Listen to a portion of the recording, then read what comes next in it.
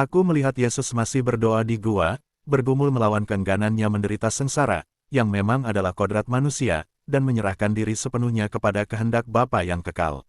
Di sini, jurang terbuka di hadapannya, dan ia mendapat penglihatan akan bagian pertama dari limbo, sama dengan tempat penantian. Ia melihat Adam dan Hawa, para bapa bangsa, para nabi, dan orang-orang benar, orang tua bundanya, dan Yohanes Pembaptis. Mereka menanti kedatangannya di bagian bawah dunia dengan kerinduan yang begitu besar. Penglihatan ini menguatkan serta memberikan semangat baru kepada hatinya yang penuh belas kasih. Wafatnya akan membuka pintu surga bagi para tahanan ini. Wafatnya akan membebaskan mereka dari penjara di mana mereka merana dalam pengharapan yang besar. Ketika Yesus telah melihat, dengan emosi mendalam, orang-orang kudus dari masa lampau ini, para malaikat menghadirkan di hadapannya segala kumpulan orang-orang kudus dari masa-masa mendatang, yang, dengan menggabungkan segala karya mereka dengan jasa-jasa sengsaranya, dan melalui dia, dipersatukan dengan Bapa Surgawinya.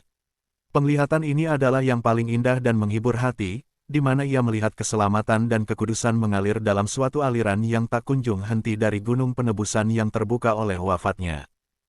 Para rasul, para murid, para perawan dan para perempuan kudus, para martir, para pengaku iman, para pertapa, para paus dan uskup, dan kelompok-kelompok besar kaum religius, baik laki-laki maupun perempuan, singkat kata, segenap barisan mereka yang berbahagia, nampak di hadapannya. Semuanya mengenakan mahkota kemenangan di atas kepala mereka, dan bunga-bunga di mahkota mereka berbeda-beda bentuknya, warnanya, harumnya, dan keindahannya, sesuai dengan penderitaan, karya dan kemenangan yang berbeda-beda yang menghantar mereka ke dalam kemuliaan kekal. Segenap hidup mereka, segenap karya mereka, jasa-jasa dan kuasa, pun juga segala kemuliaan kemenangan mereka, semata-mata berasal dari persekutuan mereka dengan jasa-jasa Yesus Kristus. Pengaruh yang saling timbal balik dialami oleh orang-orang kudus ini satu dengan yang lainnya. Dan cara mereka semua minum dari satu-satunya sumber, sakramen Maha Kudus dan sengsara Kristus, membentuk suatu penglihatan yang paling menyentuh dan mengagumkan. Segala yang ada pada mereka memiliki makna yang mendalam, karya, kemartiran, kemenangan, penampilan dan pakaian, semuanya, meskipun sungguh beraneka ragam, semuanya melebur dalam keharmonisan dan kesatuan yang tak terhingga. Kesatuan dalam keanekaragaman ini dihasilkan oleh sinar dari matahari yang satu, oleh sengsara Kristus, oleh sabda yang menjadi daging, di mana ada hidup, terang manusia, yang bersinar dalam kegelapan, dan kegelapan tidak menguasainya. Barisan para kudus dari masa mendatang berlalu di hadapan jiwa Tuhan kita. Dengan demikian, jiwanya ditempatkan di antara para bapa bangsa yang penuh harap dan kelompok para kudus dari masa mendatang yang menang dengan jaya. Dan kedua barisan ini bergabung menjadi satu, saling melengkapi satu sama lain, singkat kata, melingkupi hati juru selamat kita yang penuh kasih dengan mahkota kemenangan. Pemandangan yang paling menyentuh dan menghibur hati ini mendatangkan suatu tingkat kekuatan dan ketenangan dalam jiwa Yesus. Ah, betapa ia begitu mengasihi saudara-saudaranya dan ciptaannya hingga, demi mendatangkan penebusan bagi satu jiwa saja, ia akan dengan penuh sukacita menerima segala sengsara di mana ia sekarang menyerahkan dirinya. Karena penglihatan-penglihatan ini berhubungan dengan masa mendatang, mereka melayang dalam suatu ketinggian tertentu di udara. Namun, penglihatan-penglihatan yang menghibur ini memudar.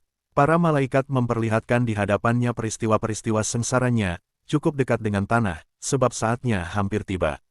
Aku melihat setiap peristiwa digambarkan dengan jelas, mulai dari ciuman Yudas hingga ke kata-kata terakhir Yesus disalib.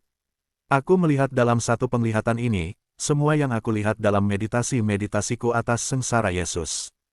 Pengkhianatan Yudas, para murid yang melarikan diri, penghinaan yang dilakukan terhadap Tuhan kita di hadapan Hanas dan Kayafas, penyangkalan Petrus, pengadilan Pilatus, olok-olok Herodes, penderaan dan mahkota duri, hukuman mati, memanggul salib, kain lenan yang disodorkan oleh Veronika, penyaliban, caci maki kaum Farisi, duka cita Bunda Maria, Magdalena dan Yohanes, luka akibat tikaman tombak di lambungnya sesudah ia wafat. Singkatnya, setiap bagian sengsara diperlihatkan kepadanya hingga ke detil-detil yang terkecil sekalipun. Ia menerima semuanya dengan rela hati, menyerahkan segala-galanya demi kasih terhadap manusia. Ia melihat juga dan merasakan sengsara yang ditanggung bundanya saat itu, yang persatuan batinnya dengan sakrat mautnya begitu erat, hingga ia tak sadarkan diri dalam pelukan kedua sahabatnya. Ketika penglihatan akan sengsara telah berakhir, Yesus jatuh tersungkur dengan wajahnya di atas tanah, bagaikan orang yang sedang menghadapi sakrat maut. Para malaikat lenyap, dan keringat darah semakin deras. Hingga aku melihat jubahnya basah kuyup karenanya. Kegelapan semata menguasai gua, ketika aku melihat seorang malaikat turun menghampiri Yesus. Malaikat ini memiliki martabat yang lebih tinggi dari semua yang pernah aku lihat sebelumnya. Perawakannya juga berbeda dan lebih menyerupai manusia. Ia berpakaian seperti seorang imam dalam jubah panjang yang melambai. Dalam genggaman tangannya, ia membawa sebuah bejana kecil, bentuknya serupa piala yang dipergunakan pada perjamuan terakhir. Di atas piala ini, terdapat sebentuk benda lonjong kecil, sebesar kacang, yang memancarkan sinar kemerah-merahan. Malaikat, tanpa kaki-kakinya menyentuh tanah, mengulurkan tangan kanannya kepada Yesus, yang bangkit, ketika ia memasukkan makanan misterius ini ke dalam mulutnya dan memberinya minum dari piala yang bercahaya. Lalu malaikat itu pun lenyap. Yesus, setelah dengan rela hati menerima piala sengsaranya dan memperoleh kekuatan baru, masih tinggal beberapa menit lamanya dalam gua. Ia tenggelam dalam meditasi yang tenang dan mengucap syukur kepada Bapa Surgawinya. Ia masih tetap dalam duka yang mendalam, tetapi secara rohani telah dihibur hingga ke tahap dapat pergi kepada para rasulnya tanpa berjalan sempoyongan, ataupun terbongkok di bawah beratnya beban sengsara. Rona wajahnya masih tetap pucat pasi, namun langkahnya tegap dan pasti. Ia telah menyeka wajahnya dengan sehelai kain lenan dan merapikan rambutnya, yang jatuh terjurai ke pundaknya, lengket dan basah oleh darah. Ketika Yesus sampai kepada para muridnya, mereka terbaring, seperti sebelumnya, bersandarkan dinding petak, tertidur, dengan kepala terselubung.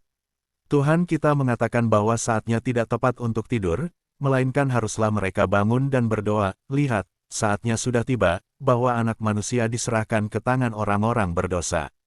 Katanya lagi, bangunlah, marilah kita pergi. Dia yang menyerahkan aku sudah dekat. Adalah lebih baik bagi orang itu sekiranya ia tidak dilahirkan. Para rasul bangun dengan sangat ketakutan, mereka memandang sekeliling dengan cemas. Ketika mereka telah sepenuhnya sadar, Petrus berkata dengan hangat, "Tuhan, aku akan memanggil yang lain, sehingga kami dapat melindungimu." Tetapi, Yesus menunjuk ke suatu tempat di kejauhan, di lembah, di seberang sungai Kidron, sepasukan prajurit bersenjata maju mendekat dengan suluh di tangan. Ia mengatakan bahwa salah seorang dari antara para rasulnya telah mengkhianatinya. Yesus berbicara dengan tenang. Ia mendesak mereka untuk menghibur bundanya. Lalu, katanya, marilah kita pergi menyongsong mereka, aku akan menyerahkan diriku sepenuhnya tanpa perlawanan ke dalam tangan para musuhku. Ia kemudian meninggalkan Taman Zaitun bersama ketiga rasul dan pergi menyongsong mereka yang hendak menangkapnya, melalui jalan yang membawa mereka dari taman itu ke Getsemani. Ketika santap rawan, di bawah pengawasan Magdalena dan Salome, telah sadar kembali, beberapa murid yang melihat para prajurit datang, membawa Bunda Maria kembali ke rumah Maria, ibunda Markus. Para prajurit mengambil jalan pintas yang lebih pendek dari yang dilalui Yesus saat ia meninggalkan ruang perjamuan. Gua di mana Yesus berdoa sepanjang malam, bukanlah gua di mana ia biasa berdoa di Bukit Zaitun. Biasanya ia pergi ke suatu pondok yang lebih jauh letaknya, di mana, suatu hari, setelah mengutuk pohon ara yang tak berbuah, ia berdoa dengan jiwa yang amat berduka, dengan tangan-tangannya terentang, sembari menyandarkan diri ke sebuah batu karang. Jejak-jejak tubuh dan tangan-tangannya masih tertera di batu karang, yang di kemudian hari dihormati. Tetapi tidak diketahui dalam peristiwa apa mukjizat itu terjadi. Beberapa kali aku melihat jejak-jejak serupa ditinggalkan di atas batu, baik oleh para nabi dari Perjanjian Lama, atau oleh Yesus, Bunda Maria, atau beberapa dari antara para rasul. Aku juga melihat jejak serupa yang ditinggalkan oleh tubuh Set Katarina di Gunung Sinai. Jejak-jejak ini tidak tampak dalam, tetapi serupa dengan yang dibuat di atas suatu adonan yang tebal, jika orang menekankan tangan ke atasnya. Sumber, The Dolorous Passion of Our Lord Jesus Christ from the Meditations of Anne Catherine Emery. Diperkenankan mengutip menyebarluaskan artikel di atas dengan mencantumkan, diterjemahkan oleh Yesaya, www.indosel.net/Yesaya.